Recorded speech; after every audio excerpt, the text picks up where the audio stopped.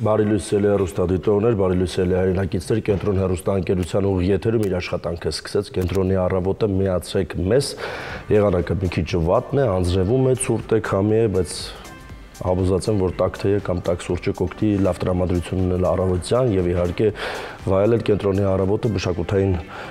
նորություններից ենք խոսելու, հետաքրքիր հյուրեր ենք ունենալու եւ իհարկե նաեւ բնականաբար մեր թեմաներից ենք խոսելու, մեզնից ենք խոսելու, ողջույն։ Ողջույն սիրելի հեռուստադիտողներ, մենք արդեն սկսել ենք մեր աշխատանքը, նրանց ում հետաքրքրում է առհասարակ բոլոր թողու բոհերը, որ կատարվում են մեր մայրաքաղաքում, հատկապես մշակութային դաշտում, առաջարկում ենք միանալ համեղ խոհանոց, էլի հետաքրքիր տեսանյութեր, որոնց կհասցնենք այսօր անդրադառնալ։ Մեր հյուրերն այսօր շատ են, մենք էլի դրսից ունենք հետաքրքիր հյուրեր, որոնց պիտի լուսաբանենք եւ առհասարակ ծանոթացնենք ձեզ Հայաստանում տեղի ունեցող իրադարձություններին։ Բահային, ասենք բարի լույս։ Ողջույն։ Բարի լույս։ Լավ ես։ Լավ, դուք ոնց եք։ Լավ։ Անձրևոտ։ Անձրևոտ, թրջված։ Ինչ ես պատրաստելու այսօր։ Այսօր տեղափոխվելու ենք Լորվա խոհանոց։ Մասնավորապես Դսեղ ենք գնում, Թումանյանի, այսպես ասած, հյուրընկալ գյուղ եւ պատրաստելու ենք Թումանյանի ամենասիրելի թխվածքներից մեկը։ Թումանյանը հետաքրքիր մի այսպես բնույթ ուներ, նախ ոչ միայն հյուրասեր էր, այլ նաև շատ սիրում էր համեղ ուտել։ Ամենահամեղ թխվածքներից մեկը, որ իր սիրելի եւ մշտական այսպես ճաշացանկում կար, դա ագդակն էր։ Սա մի հետաքրքիր թխվածք է, որը պատրաստում էր իր մայրը Սոնան, երբ որ սար էին բարձրանում, դե երեխաներին իր հետ եւս տանում էր այնտեղ, որովհետև անասուններին պահում էին արոտավայրերում ու ինչ էր պետք համեղ թխվածք ստանալու համար։ Ամեն ինչ տեղում էր, դա կաթիսերն էր կամ ռեժանը, դե քաղցրացնելու համար շաքարավազ էին հետո վերջում ցանում վրան եւ ունեին այնտեղ թթվասեր, ձու, հետո իհարկե նաեւ ավելացվեց սոդան, դե այն ժամանակ սոդա գրեթե չէին կիրառում, հետագա իր վերափոխման արդյունքում սոդայի, այսպես ասած, ի հայտ գալը խմորեղենի մեջ որպես այդպես ուռելու եւ փափուկ լինելու համար ավելացվեց նաեւ սոդան։ Վանիլին է ժամանակակից նորամուծություն է համը կոտրելու համար, որովհետեւ շատերը օրինակ կաթիսերից համ են զգում, բայց պատկերացրեք գյուղական միջավայրում ապրող մարդը երբևիցե կաթից այդ համը չի զգում, որտեղ իր քիմքը սովոր է եւ վանիլինի կարիք ընդհանրապես այստեղ հարկավոր չէ։ Ուրեմն մի հետաքրքիր պատմություն կա նաեւ իր կնոջ Թումանյանի Օլգայի կնոջ հետ ներողություն եմ խնդրում, երբ որ ասում էին, որ հյուրասեր էր Թումանյանը, անկախ ժամից կարող էր իր հյուրերին բերել ու Օլգան պետք է սեղան իհարկե դներ, որպեսզի իրենք հաց ճաշակեին։ Մի կիրակի առավոտ Թումանյանը արթնանում է եւ տեսնում է, որ տան դիմաց դրված են մեծ կաթսաներ, մտածում է, որ երևի Օլգան խաշ է դրել։ Իդեպ սա զիլ պատմություն է։ Գնում է ինչքան ընկեր կա, ասում է, այսօր կգաք մեր տուն խաշ ուտելու։ Բոլորը գալիս են նստում են, Օլգան զարմացած է, թե բան չեմ պատրաստել, ինչի են եկել այսքան մարդ։ Դե ինքը սովոր էր, որ տունը պետք է, այո, մարդիկ գային, ու վերջում հասկանում է, որ այդ օրը լվացքի օր էր ընդամենը, ջուր էր եռացրել, որ այդ տան լվացքը լվացներ, պարզապես ոչ թե խաշի օր էր։ Այսպեսի դիպված կար եւ դա ցույց էր տալիս իր հյուրասիրությունը, հյուրընկալությունը նաեւ իր հարկի տակ, ու Օլգան, քանի որ Հովհաննես Թումանյանի հետ համատեղ 10 երեխա է ունեցել, որից 5-ը ցավոք ինչ-ինչ պատճառներով, հա, պատերազմ, սով, ցեղասպանություն 1915 թվականի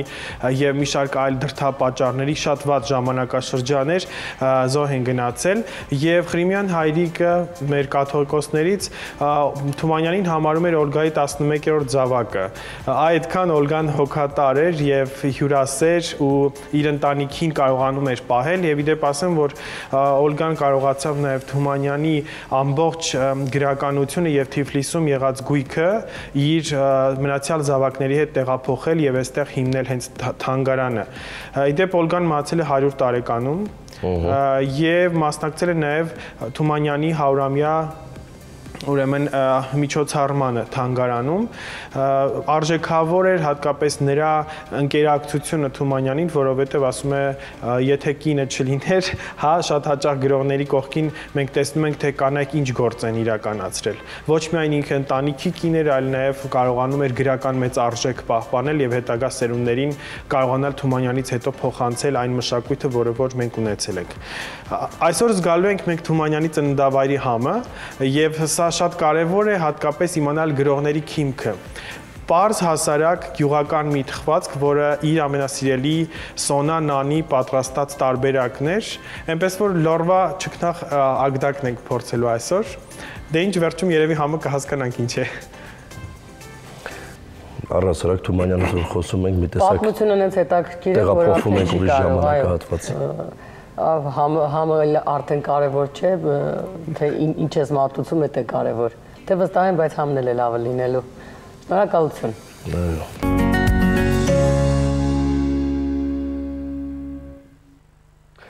Շարունակում ենք սելի հեռուստադիտողներ, եղանակը թույլ չի տալիս, որ մենք բերք ունենանք, մի տեսակ երեկ ես ահավոր զայրացել էի, որովհետև դե առհասարակ մենք բոլորս ինֆորմացիայի ակամա թե կամա ինֆորմացիայի զոհ ենք դարձել եւ հիշում եմ, որ մեր շատ սիրելի եւ հարգելի ում որ ամենաշատն են երևի հետևում վերջին շրջանում Գագիկ Սուրենյան ասում էր, որ մեծ հաշվով ծրտահարություններ չի լինելու, բախտներս այս տարի բերեց, բայց երեք մենք հասկացանք, որ բախտներս այդքան էլ չբերեց, որովհետև Երևանից դուրս ահավոր անտանելի կարկուտ է տեղացել եւ այն տիպի հեղեղներ է եղել, հիմնականում Արարատյան դաշտավայրում այնպիսի հեղեղներ է եղել, որ իդեպ կար վիդեո տարբերակը, թե ինչպես են ամբողջ այգիները հեղեղված ջրով ու մի մեծ ոնց որ դեբետ գետը այգիներով անցնելուց տենի ու այո բավականին մեծ վնասներ էր տվել, շատ ափսոս, հուսով եմ, ես ստատիստիկա չգիտեմ, բայց հուսով եմ, որ չգիտեմ, բերքի 2%-ն է վնասվել, հուսով եմ 98%-ը կա, բայց ես տեսա այդ տեսանյութը, որ քաղաքի աղտոտվածության չափի մասին էր խոսում, որը փոթորիկը ցույց դրեց, այսինքն սկսած այդ սև, չգիտեմ, մառախուղից, որ օդում կանգնած է, մինչև աղբը, որ օդում ապարում էր, դա իրականում չնայած մենք ակնհայտ տեսնում ենք, անընդհատ անցնում ենք, հիմա այդ աղբամանները շատ են կենտրոնում ու մենք տեսնում ենք, հա, դրանք ինչ վիճակում կարող են լինել, երբեք այդ աղբամանները չեն լվացվում, ամրաննել, ասեմ ավելին չեն փակվում, տանելիս շատ ամփույթ են տանում, եւ մենք անգամ տեսնում ենք էլի անընդհատ թե ինչ ամփույթ են վարվում այդ արկղերի հետ ու տանելիս էլ այդ աղբը թափվում է գետնին, էլի չեն էլ հավաքում, դե էլ չասեմ, որ դա այնքան էլ լցվում, որ մի բան էլ թափվում է գետնին եւ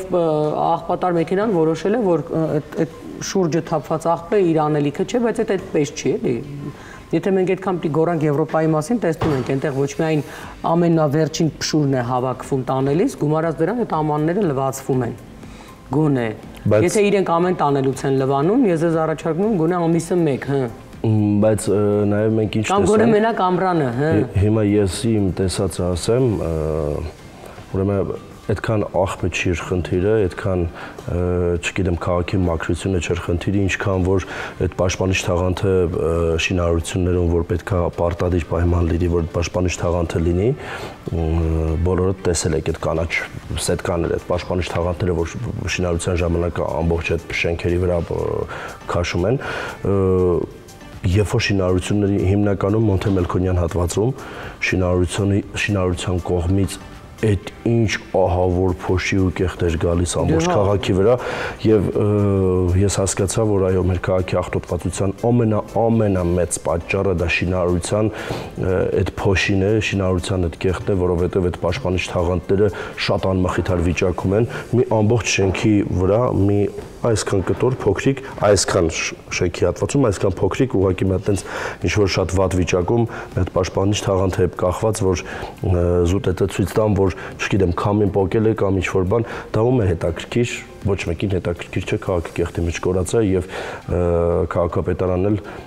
ոչինչ չի անում, որ գոնե այդ պարտադիր նորմերը պահպանեն շինարարական, չգիտեմ, սա ահավոր բան է, խնդրում եմ քամ ու ժամանակ ուղղակի ուշադրություն դարձրեք այդ շին հրապարակներին։ Դե բայց այդքան ասում ես, հիմա այդ նույն քամու ժամանակ ամռանը տեսանելի է, մենք ամբողջ հանրությանը ասում ենք, ցույց ենք տալիս ոչ միայն թվերով, որովհետև եթե թվերն էլ մեր դեպքում չեն խոսում, մեզ թվում է թե ինչ որ օտար բան է այնտեղ գրած, սենց ակնհայտ օդում երևում է, մարդը այն կինը, որ գրել էր քաղցկեղածին Հայաստան, շատ իմիջիալոց սարսափելի այդ արտահայտություն է, որովհետև այդ արտահայտությունը բացարձակ ճշմարտություն է։ Եվ մենք այնքան հետաքրքիր է, որ հիմա նորից եթե մենք խոսում ենք այդ օդի աղտոտվածության, որի պատճառները դե արդեն գիտեք ինչքան են, էլի, եւ ջրհեղեղների պատճառներն եղավ էս ծառահատումները, որովհետեւ մեր հյուրը նորից կրկնամ անցած անգամ ասաց, որ մի ծառը մինչեւ 2 տոննա ջուր է ի վիճակի քաշել։ Եվ ոչ միայն քաշել, առհասարակ ինքը պահել նաեւ։ Էլ չասեմ փոշուց ոնց է պահում եւ այլն եւ այլն։ Ջրի հոսքը ոնց է պահում։ Մենք գիտես ինչն է հարցը, որ մենք չգիտեմ, այնքան վստահ ենք, որ եթե մեզ հանկարծ Աստված մի արասցի, մեր դուռը թակի այս ամեն ինչի պատճառով, այդ որ ծառը հատեցին, այդ կեղտը, այդ փոշին, այդ շինարարական ոչ պատշաճ պահվածքը, հա, կանոններին չհետևելը, բերել են նրան, որ այդ ամենը տարիներ ի վեր դարձել է մեր երկիրը առաջատար քաղցկեղի, մենք էլի չենք հավատում, որ դա մեկի հետ կապ ունի, մենք թվում է, թե դա ճակատագիր է։ Դու պատկերացնում ես, եթե անձրև չգա։ Դրա հետ են ճակատագիր է, օդը ինչ կապ ունի։ Անձրևը հիմա մեր փրկությունն է։ Հիմա մեր փրկությունն է անձրևը, որովհետև պատկերացրեք այդ քամու ժամանակ այդ փոշին ու քեղտը քանի օր շարունակ է ինքը օդում մնալու, որովհետև ինքը մեծ հաշվով նախ քամին անընդհատ շարունակվում է, եւ այդ փոշին մենք շնչում ենք անձրևը, հիմա այս պահին մեր փրկությունն է, որովհետև ամբողջ փոշին ու քեղտը ինքը իջացնում է ներքև եւ մի քիչ օդը մաքրվում է։ Եթե անձրև չլինի, ես չասեմ այդ բաները, տեսել ես ճանապարհները քանդված, ինչ որ ես 3 ժամ 4-ին եմ գնացել տուն, փորձից հետո եւ այն որ մեքենա չկա ու դու բացահայտ արդեն սկսում ես տեսնել, հա, որտեղ է քանդված, Ֆորդ Բոյարն է։ Հա, այդպես ես լրիվ վարում, որովհետեւ երբ որ մեքենաները շատ են, իրականում մինչեւ այդ խցանումներից դուրս ես գալիս, չես հասցնում նկատել։ Բացի դա, չես հասցնում նաեւ ներվի մեջ նկատել, որ մեքենան ջարդել ես։ Հա, դե ես չասեմ իմ մեքենայի մասին, երբ որ դու փորձում ես ուղիղ եթերին հասնել ու ոչ մի բանի չես նայում, որովհետեւ ուղղակի հա պատասխանատվությունից ելնելով փորձում ես շրջանցել ամեն ինչ, բայց երբ այդքան հանգիստ էր, այսպես ասած, փողոցները ու ես գնում էի տուն, ես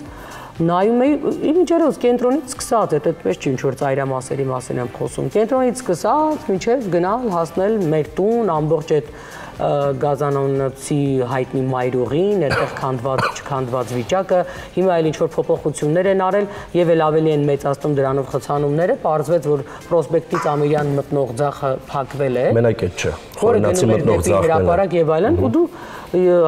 ես այն օրը հասկացա, որ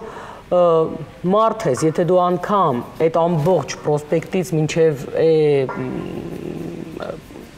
շուկայի հատվածը, հա, եթե հանկարծ սխալ ես մտել,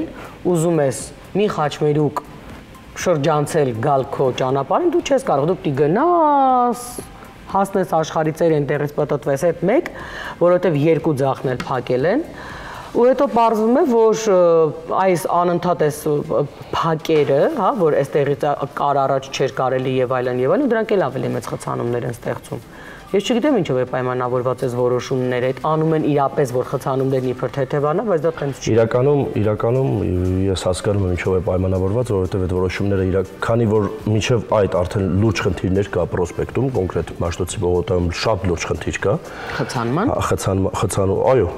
ահավոր է այնտեղ, իրանք հիմա փորձում են տեսնեն ինչով կարա խցանումներից ձերբազատվեն, բայց ես տարբերակը ասել եմ Մաշտոցի պողոտայի այդ փորձարկումները դադարեցրեք, ձախերը բացեք, դա չի օգնելու, իրոք չի օգնելու։ Դե լավելի է տանրաբեռնել։ Բոլոր կարմիր գծերը հանեք, թող բոլոր 3 գիծը աշխատի, միակ տարբերակը։ Մինչդեռ ավտոբուսը երբեք առաջի գծով չի վարում իր։ Հենց այդ քո ասած փողոցում կա, չէ՞, ավտոբուսի համար նախատեսված գծված։ Հա, իդեպ է չէ աշխատեց։ Իրենք երբեք այնտեղից չեն գնում, իրենք գնում են մեջտեղի գծով, երկրորդ գծով։ Ու այդ գիծը մնում է դատարկ, բայց մեզ էլ մտնելիս տուգանում են, այնտեղ չի կարելի մտնել, կամ եթե մտնում ես պիտի արագ դուրս գաս, ստացվում է, որ ինքը անիմաստ է։ Իդեպ, նաև խոսենք սրանից, եթե ուզում եք ավտոբուսի գիծ ունենալ, նորից եւ նորից կրկնում եմ, չի կարելի ավտոբուսի գիծը ունենալ աջ կողմում, ամբողջ աշխարհի օրինակը վերցնում եք, ինչքան դեգեներատ օրինակ կա վերցնում եք, այդ լավ օրինակը չեք վերցնում։ Մեջտեղի հատվածով գնում են տրանսպորտային միջոցները, տրամվայ կլինի, տրոլեյբուս կլինի, ավտոբուս կլինի, մեջտեղի հատվածով են գնում փողոցի։ Գնացեք գոնե Թիֆլիսի օրինակը վերցրեք, Թիֆլիսը արդեն այդ ամեն ինչը օգտագործել է։ Ճիշտը դա է, որ մարդիկ կարողանան աչի վրա կայանեն, մարդիկ կարողանան աչ թեքվեն։ Հիմա նայ, ես պրոսպեկտով բարձրանում եմ եւ պետքա աչ Պուշկին թեքվեմ։ Քանի որ ավտոբուսը գից է, դիմացս մեքենաները կանգնած են, բայց քանի որ ավտոբուսի գից է, ես պետքա փողոցի վերջից նոր կարողանամ աչգից մտնեմ, որ աչ թեքվեմ։ Բայց միշտ այդ ամբողջը բաց է մնում, այդ խցանումը ձևավորվում։ Հիմա ես խցանման մեջ կես ժամ մնում եմ, մինչև որ հասնեմ այն կետին, որտեղից որ թույլատրելի է։ Բայց լավ, դու խցանման մեջ մտնում ես, խնդիրը հետևյալն է, թեթևացնել երթևեկությունը, ճիշտ է։ Դե ես եթե աչ պետքա գնամ, ինչի պետքա դե խցանում ստեղծեմ, քանի ավտո կա, որ պետքա աչ գնա, չէ՞։ Իսկ մենք չենք ազատում հետևյալ հարցը, եթե դու հանկարծ այնպիսի սխալ քեզ թույլ տաս, որոշես պրոսպեկտից գնաս, օրինակ Զաքյան փողոց կամ հրապարակ, դեպի Ամիրյան։ Այսինքն մենք այնտեղ երկու խաչմերուկ ունեինք, որտեղից կարելի էր Այն մի քանի տարի առաջ վերևի խաչմերուկի ձախը փակեցին, չէ՞, դարձավ միայն ուղիղ եւ աչն էլ փակեցին, այսինքն ներքևից եկողի համար։ Հիմա փակել են նաեւ այդ երկուսը։ Հետևաբար ստացվում է, որ այն մարդ, այսինքն դուք պատկերացնում եք ոնց է միանգամից ձևավորվում ծանր խցանում։ Մի խաչմերուկ, եթե մարդիկ օրինակ կգնային, կհատեին, որովհետև իրենք այնպիսի փողոց են գնում, որ պետք չի գնալ, պրոսպեկտ են վերևով պատտվել գալ, հիմա բոլորը սխալվել են, պահիտակ սխալ են մտել, Զաքյան են ուզում գնալ, հրապարակ են ուզում գնալ եւ այլն, 1000 ու մի կամ գնում են, չգիտեմ, ուր, Պրոշյան եւ այլն։ Ես ասած այդ բան կառաջարկեմ։ Այսինքն հիմա այդ բոլոր մարդիկ էլ ոչ մի կերպ չեն կարողանալու շրջանցել, դե աչ չկա այնտեղ պարզե, չեն կարողանալու շրջանցել, աչը գնում է Սարյան, այդ էլ ասում։ Սարյանով կարող ես դու պատտվել Պուշկինով գալ։ Դու պատկերացնում ես, այդ ինչ է դա։ Բայց դու գիտես, չէ, Երևանում ամենածանր փողոցը Սարյանն է։ Դու որոշում ես, որ Սարյանով պատտվես ու դու հասկանում ես, որ այդ ամիս այդտեղ ես։ Հա, այնտեղ միշտ է խցանում։ Բայց չէ, բա դու դեռ ասում ես այդ ճանապարհը։ Ես գալիս եմ, ենթադրենք այն վերևից, պիտի գնամ հրապարակ կամ Զաքյան, մի խոսքով Արամի փողոց, 1000 ու մի չգիտեմ ինչ։ Այդտեղ մարդիկ կարողանում էին ինչ որ այլ ընտրանք ունենալ եւ կիսվում էր, այսպես ասած, խցանումը։ Հիմա բոլոր դեպքերի համար դու ունես մի տարբերակ, մնալ ուղիղ այդ գծի վրա եւ բոլորը ունեն ընդամենը մի ճանապարհ։ Ես ուզում եմ, այն օրը ես կանգնած մտածում եմ եւ այդ խնդիրը ստեղծվեց, ոստիկանությունը կանգնած, երևի շատերը չգիտեին, որ չի կարելի փորձում են այնտեղ ուղղորդել։ Ու պարզվեց, որ այդտեղ էլ գեր անհավանական խցանում ձևավորվեց մի անգամից ու ես հասկացա, որ սա այս ծանրաբեռնված փողոցը դարձավ էլ ավելի ծանրաբեռնված։ Հիմա ուզում հասկանալ, չգիտեմ, մենք փորձում ենք, թե վստահ ինչ որ մեկը գիտի, գիտակ է, գալիս է որոշումը կայացնում է եւ բոլորը նրան վստահում են։ Չէ, ըստ վերջի 2-3 տարվա գործողությունների ինձ թվում է մենք փորձում ենք, որովհետև այլընտրանքը գոյություն չունի, միակ այլընտրանքը իմացած տարբերակն է, այդ ես մտածում եմ, ես դրա մասնագետը չեմ, բայց բոլորս էլ հասկանում ենք երևի, որ աչ կողմի վրա կայանելը, թող Մաշտոց պողոտայի վրա ոչ մեկ չկանգնի, կանգնեն միայն այն տեղերում, որտեղ որ մայթը մի քիչ հատած է, հա,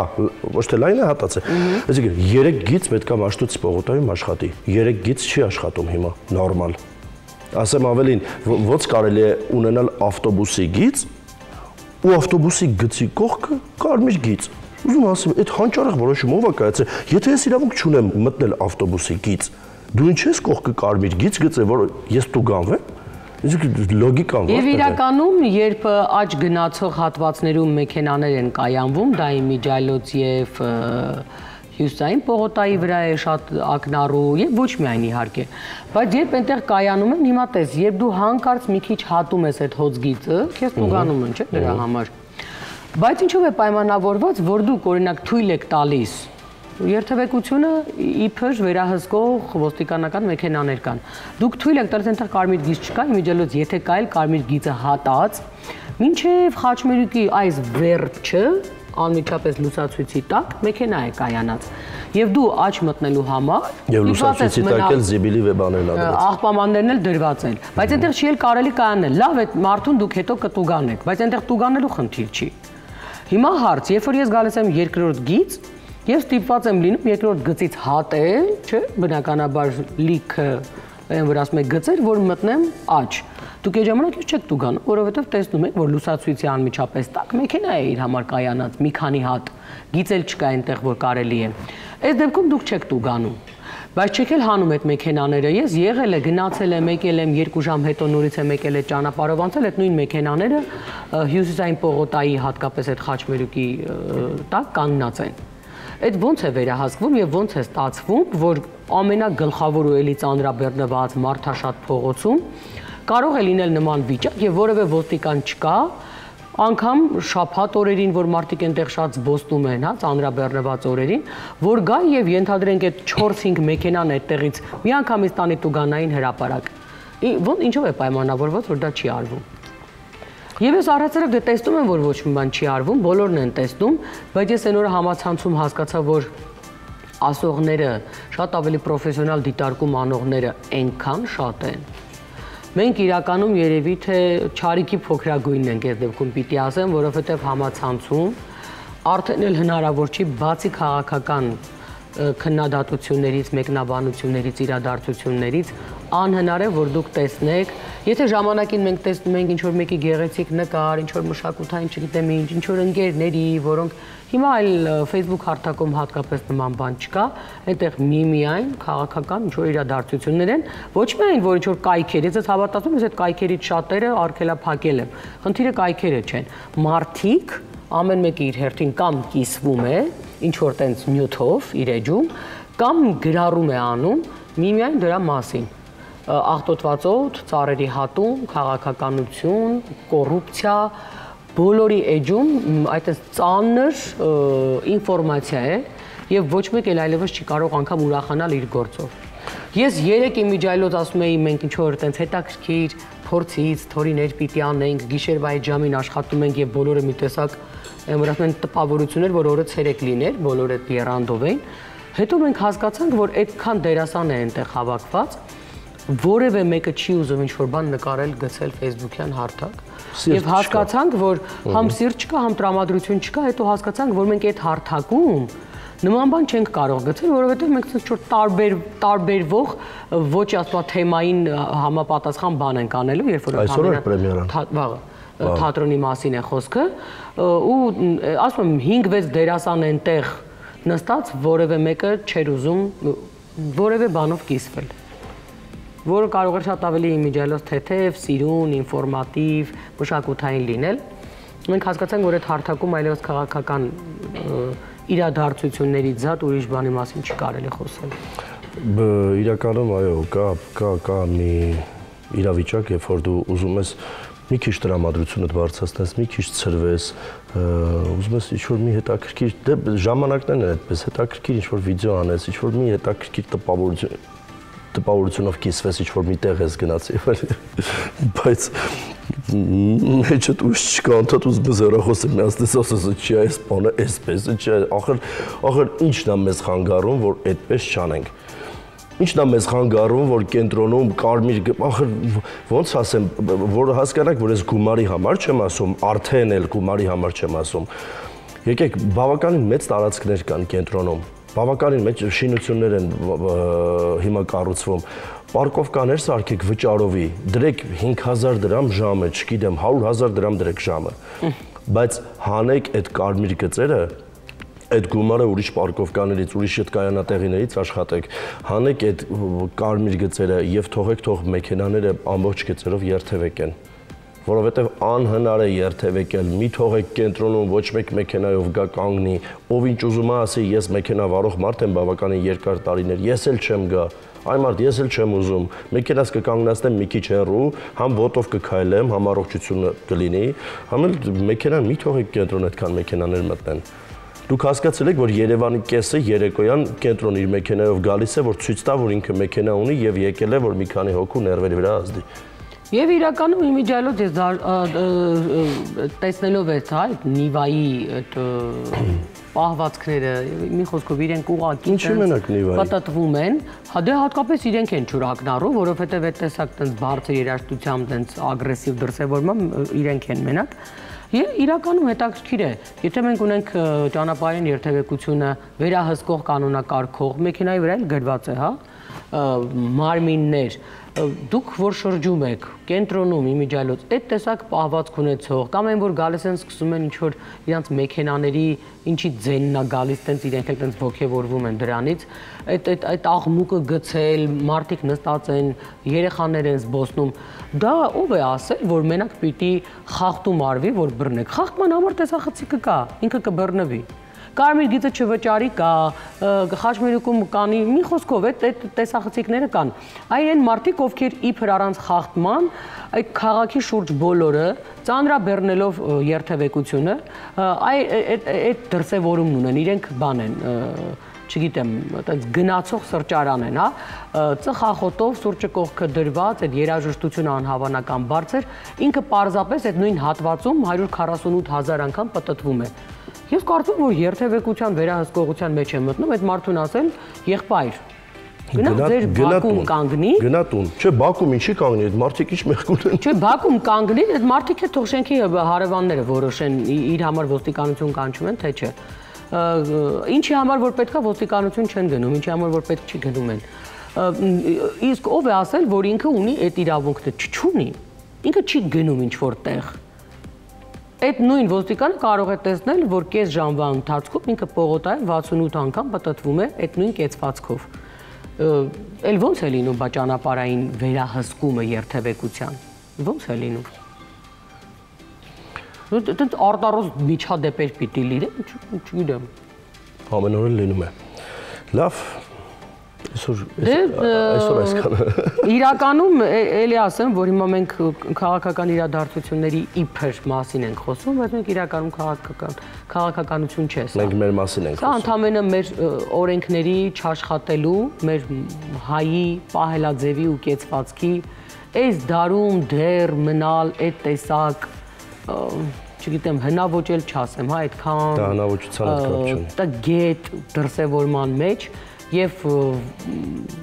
ոչ մարդն է կարողանում դիտողություն անել, ոչ ինքն ունի դասյարակություն, որ ինքը իրեն մի քիչ հետ պահի։ Գումարած դրան ոչ էլ օրինապահ մարմիններն են դրան վերահսկում, շատ անտարբեր են, ես տեսել եմ, հենց նույն պողոտայում կանգնած ոստիկանը բացարձակ միևնույն է, թե քանի անգամ այդ նույն մեքենան այդ նույն աղմուկով ու կեցվածքով պտտվում է եւ ոչ մի բան չի արվում, միշտ պիտի արվեր։ Այս մեր մասին է եւ մենք եթե օրենքներ ենք հորինում ընդամենը բարթացնելու քաղաքացու կյանքը, այն որ ասում են քաղաքացին տուգանքի առարկա է, այ լրիվ քաղաքացին տուգանքի առարկա է, բայց հետաքրքիր է որ եթե դուք կարող եք այդ նման տուգանքներով շատ ավելի շատ գումար լցնել բյուջե, բայց դրանով հանդերձ կրթել հանրությանը, այդ ձևով ոչ թե հավաքել ինչ որ մարդկանց ու կենցաղից խոսալ, բառերով չեն ասում, օրինակով են ցույց տալիս Դուք ինչքան ուզում եք հավաքեք մի քանի տասնյակ մարդկանց, ինչ որ տեքստեր ասեք, իմիջիայլոց անվերահսկող կեցվածքով։ Դու չես կարող խոսել կրթության մասին, արժեքների մասին եւ դու ինքդ չես կարողանում վերահսկել քեզ, քո խոսքը, քո մարմինը, քո պահվածքը բեմում։ Ինչ կրթության մասին է խոսքը։ Բայց դա էլ մի կողմ։ Իմիջիայլոց այդքան էներգիա ծախսելու փոխարեն կարելի է ընդամենը որոշակի կարգապահական օրենքներից ելնելով համ բյուջե լցնել իմիջիայլոց, համ էլ կրթել հանրությանը, թե ինչպես դու քեզ պիտի պահես հասարակական միջավայրում, տրանսպորտում, թատրոնում, ոնց որ անում են շատ երկրներ։ Սովորեցնում են ինչպես դու քեզ պիտի պահես համերգում, թատրոնում, կինոյում, ճանապարհ անցնելիս, մարդկանց հետ հերթի մեջ կանգնած, չգիտեմ, ամեն կերպ սովորեցնում են եւ այնտեղից դուրս են գալիս այդ մի քիչ քաղաքակիրթ մարդիկ որոնք երբ որ փողոցում քայլում են, իրենք քեզ հաճելի են, դու անգամ ուզում ես օտարին բարևել։ Ինչպես դա հանդիպում ենք եվրոպական շատ երկրներում, ասում են կան մարդ, օտարին բարևում եք ամենտեղ միջավայրում ինքը իրեն զսպել գիտի։ Մենք դից ուրիշ բան ենք, պոզով պոչով մեթոդներ ենք հորինել հասարակությանը կրթելու, որը ոչ մի կերպ ոչ մի ազդեցություն չի ունենալու իհարկե։ Մի խոսքով։ Այո, մի խոսքով գովազդն էր եթերում, որից հետո կդիմավորենք մեր հյուրերին։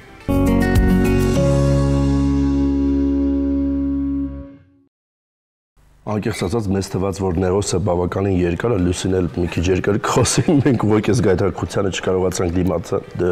դիմանալ։ Եվ իհարկե շատ համեղ է։ Շրվում է։ Հիմա որ ասեմ, կասեն